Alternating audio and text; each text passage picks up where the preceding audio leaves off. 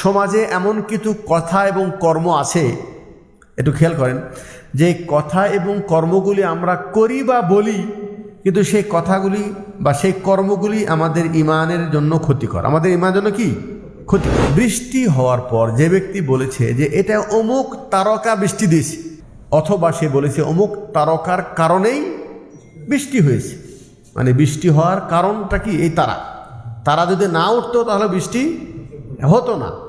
ওই ব্যক্তি বলেছে যে এই তারকার কারণে বৃষ্টি হয়েছে, রসুল বলছেন সে তারকার প্রতি ঈমান আনলো, আল্লাহকে অস্বীকার করল। আপনি যদি মনে করেন যে আমি এখানে যা কিছু করছি আমার পীর সাহেব কবরের মধ্যে বসে থেকেই আমার বিষয় সম্পর্কে অবগত, তাহলে কিন্তু আপনি পুরাটা শিরিক করলেন। কোনো একটা বিষয় নিয়ে আপনি ভাবতেছেন, চিন্তা করতেছেন, আর এমতো অবস্থায় আপনার বাড়িতে যে টিকটিকি ছিল ওই টিকটিকি বলছে ঠিক ঠিক, আর তখন আপনি মনে করেন হ্যাঁ আমি যে কল্পনা করতেছি তাহলে এটা ঠিক। বরং এই ধরনের আকীদা এবং বিশ্বাস রাখে যে আমার চিন্তাকে যদি টিকটিকি ঠিক ঠিক বলে তার মানে হলো এই চিন্তাটা ঠিক, এই চিন্তাটা কি ঠিক। এখন যারা এই ধরনের আকীদা রাখে তারা কি বোঝে যে তারা শিরক করতেছে? এটাকে বোঝে ভাই? এই ধরনের অসংখ্য শিরক এখন মুসলমানদের কর্ম থেকে প্রমাণিত হচ্ছে এবং মুসলমানদের কথা থেকে বের হয়। মুসলমানের কথা থেকে কি বের হয়? আত্মাহারিক টিভি, ওহির আলোয় উদ্ভাসিত জীবনের জন্য। আলহামদুলিল্লাহি রাব্বিল আলামিন, ওয়াসসালাতু ওয়াসসালামু আলা আশরাফিল আমবিয়া'i ওয়াল মুরসালিন নবিয়িনা মুহাম্মদ ওয়া আলা আলিহি ওয়া আসহাবিহি আজমাইন, আম্মা বা'দ। আউযু বিল্লাহি মিনাশ শাইতানির রাজীম। قل أفرأيتم ما تدعون من دون الله إن أرادني الله بضر هل هن كاشفات ضره أو أرادني برحمة هل هن ممسكات رحمته قل حسبي الله عليه يتوكل المتوكلون। সূরা জুমার 38 নম্বর আয়াত। সমস্ত প্রশংসা আল্লাহ সুবহানাহু ওয়া তাআলার জন্য, অসংখ্য কোটি দরুদ ও সালাম বর্ষিত হোক প্রিয় নবী মুহাম্মদুর রাসূলুল্লাহ সাল্লাল্লাহু আলাইহি ওয়াসাল্লামের। আজকের বিষয় একটি গুরুত্বপূর্ণ এবং সূক্ষ্ম বিষয়। সেটা কি? মানুষ কিন্তু আকীদার কারণে, বিশ্বাসের কারণেই একজন ব্যক্তি মুসলিম হয় আর আরেকজন কাফের অথবা মুশরিক হয়ে যায়। এটা এমন কোনো জিনিস নয় যে বাজারে কিনে পাওয়া যায়, মুমিনরা আলাদা কিনে নিচ্ছে মুশরিকরা আলাদা কিনে নিচ্ছে, তা না। এটা হলো আকীদার বিষয়, এটা হলো বিশ্বাসের বিষয়, ঠিক আছে? আর আকীদার বিষয়টা অতি সূক্ষ্ম বিষয়। সূক্ষ্ম মানে হলোই অনেক সময় আকীদা থেকে মানুষ সরে যায়, বিচ্ছিন্ন হয়ে যায়, সামান্য একটুখান চিন্তা এবং পরিকল্পনার ভিন্নতার কারণে কখনো কোনো মানুষ বুঝতেই পারে না যে তার আকীদা কখন নষ্ট হয়ে গেল অথবা আকীদার মধ্যে কখন তার বিঘ্নতা ঘটল। কে বললাম? একজন ব্যক্তির, আমি মনে করি যে এই পৃথিবীর সবচাইতে গুরুত্বপূর্ণ এবং সূক্ষ্ম বিষয় হলো আকীদা। আকীদা বিশুদ্ধ হলে সে জান্নাতি, নাকি? মান মাতা লা ইউশরিক বিল্লাহি শাইআন দাখালাল জান্নাহ। যে ব্যক্তি মারা গেলেন ওই ব্যক্তির আকীদা ঠিক আছে। আকীদা কি আছে? আকীদার মধ্যে কোনো ত্রুটি আসে নাই, ওই ব্যক্তি নিশ্চিত জান্নাতে যাবে, হয় প্রথম দিনেই, আর না হয় অন্যান্য গুনার কারণে সাজা প্রাপ্ত হওয়ার পর আকীদার কারণে সে আবার জান্নাতে চলে যাবে। আবার কখনো কখনো মানুষ আকীদার কারণেই শত আমল, শত নেকি থাকার পরেও শুধুমাত্র আকীদার বিঘ্নতার কারণে, আকীদার মধ্যে বিভ্রান্তের কারণে ওই ব্যক্তি সোজা জাহান্নামে চলে যাবে। আল্লাহ নবী সাল্লাল্লাহু আলাইহি ওয়াসাল্লাম বলছেন, মান মাতা ইউশরিক বিল্লাহি শাইআন, যিনি মারা গেলেন ওর আকীদার মধ্যে শিরিক ঢুকে গেছে। কি ঢুকে গেছে? শিরিক ঢুকে গেছে।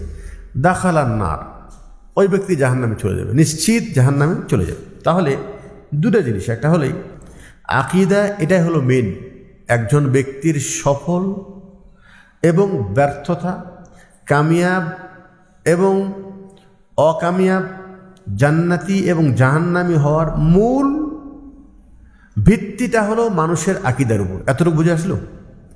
এটা এক নম্বর। নাম্বার দুই, আকীদার বিষয়টা এটা এমন না যে মানুষ অনেক সময় একেবারে মোটা বিষয়, বড় বিষয় খুব সহজে বুঝে আসে, তা না। আকীদার বিষয়টা খুব সূক্ষ্ম বিষয়। অনেক সময় মানুষ জেনে না জেনে, বুঝে না বুঝে তার নিজ চিন্তা অনুযায়ী মুখ থেকে কখনো এমন একটি কথা বলে দেয় যেই কথার কারণে তার আকীদার মধ্যে ত্রুটি চলে আসে, আকীদার মধ্যে ত্রুটি চলে আসে।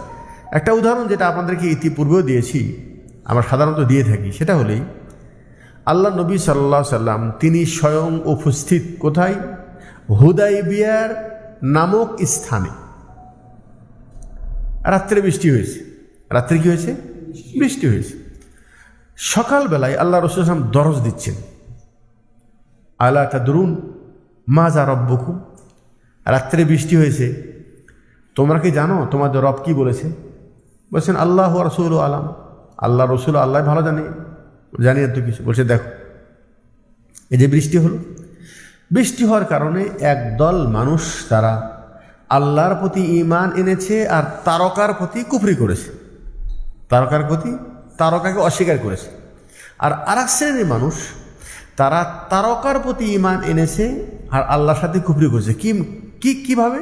বলছেন বৃষ্টি হওয়ার পর যে ব্যক্তি বলেছে যে এটা অমুক তারকা বৃষ্টি দিয়েছে, অমুক তারকা,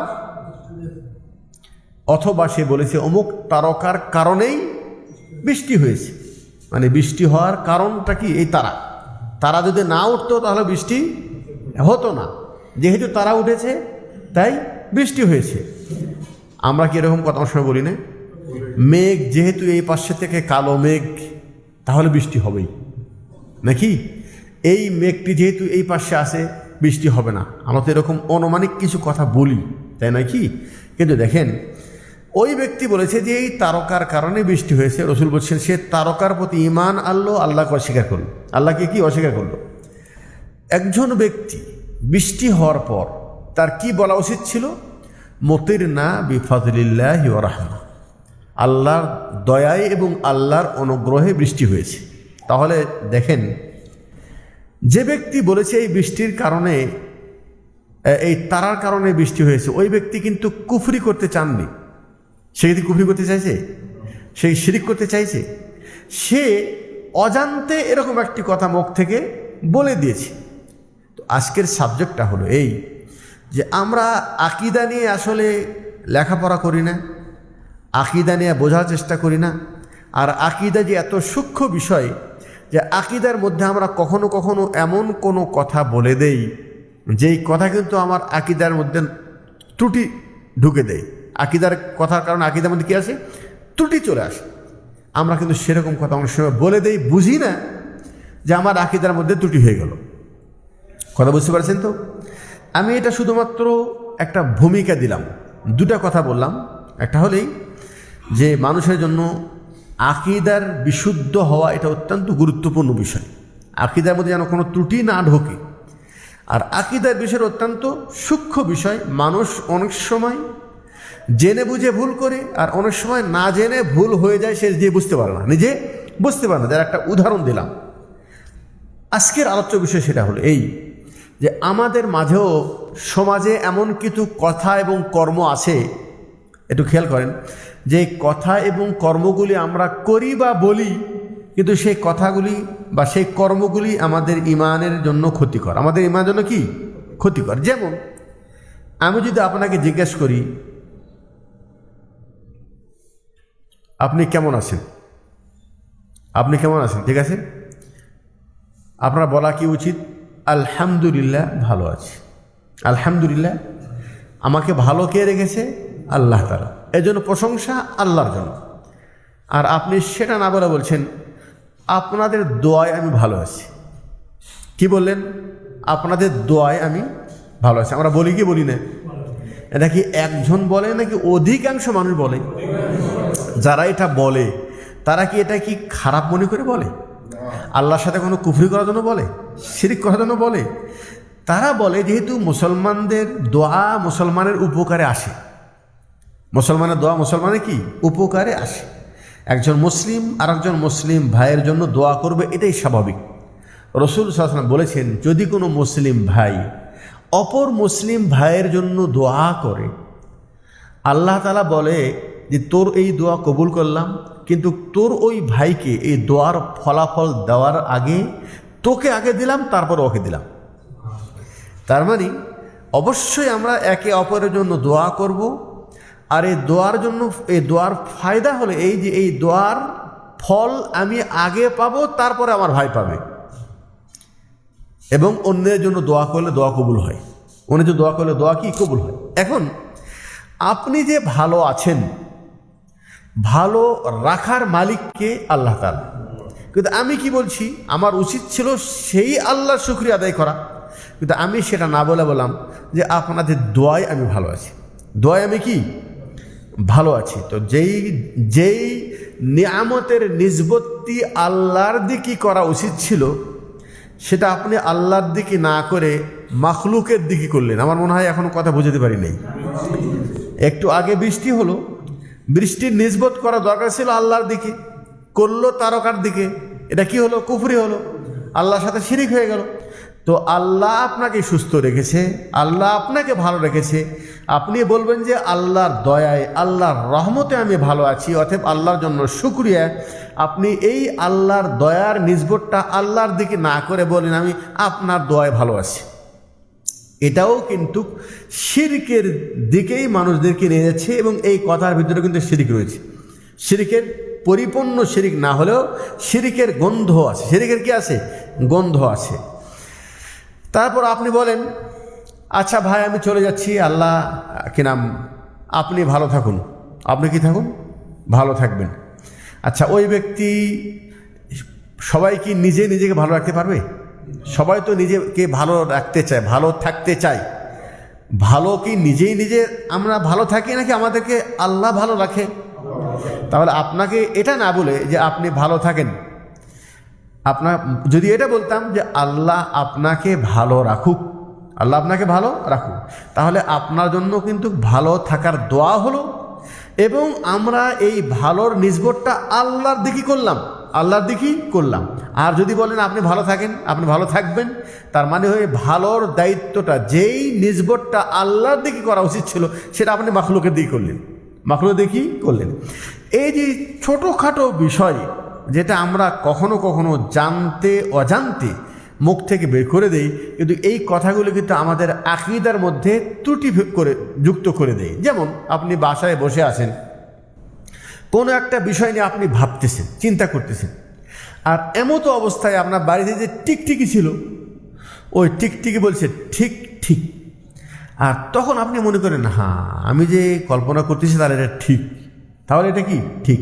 আচ্ছা, এরকম ধারণা মানুষের মধ্যে আছে না নেই? বলা যেতে পারে অধিকাংশ মানুষ কিন্তু এই ধরনের কত কথা শুধু বলে না, বরং এই ধরনের আকীদা এবং বিশ্বাস রাখে যে আমার চিন্তাকে যদি টিকটিকি ঠিক ঠিক বলে, তার মানে হলো এই চিন্তাটা ঠিক, এই চিন্তাটা কি ঠিক। তার মানে কি? তার মানে হলো এই, আমি অন্তরে কি কল্পনা করছি, এটা যদি আপনি মনে করেন যে আমার মনের বাসনার খবর টিকটিকি রাখে, এটা একদম শিরকে আকবার, বড় শিরক। কথা বোঝেন নাই? আপনি যদি মনে করেন যে আমি এখানে যা কিছু করছি আমার পীর সাহেব কবরের মধ্যে বসে থেকেই আমার বিষয় সম্পর্কে অবগত, তাহলে কিন্তু আপনি পুরাটা শিরক করলেন। কারণ এই বিষয় একমাত্র আল্লাহ তাআলা, তিনি আলিমুন, তিনি জ্ঞানী, তিনি বসির, তিনি দেখেন, তিনি সামি, তিনি শ্রবণ করেন। এই গুণটা একমাত্র আল্লাহর জন্য। যে সামনে আছে সে দেখবে, সামনে আছে যে শুনতে পারবে, আমার কথা যার কান পর্যন্ত যাবে, কিন্তু আপনার পাশের জায়গায় আপনার কাছ থেকে 100 কিলোমিটার দূর আছে, 1000 কিলোমিটার দূর আছে, আর আপনি ভয় করছেন এখান থেকেই যে মনে হয় আমার অপকর্ম তিনি কবর থেকে দেখে নিচ্ছেন, তাহলে এটা কিন্তু শিরকে আকবার। এটা কি শিরকে আকবার? এখন যারা এই ধরনের আকীদা রাখে তারা কি বোঝে যে তারা শিরক করতেছে? এটাকে বোঝে? বোঝে ভাই? এই ধরনের অসংখ্য শিরক এখন মুসলমানদের কর্ম থেকে প্রমাণিত হচ্ছে এবং মুসলমানদের কথা থেকে বের হয়। মুসলমানদের কথা থেকে কি বের হয়?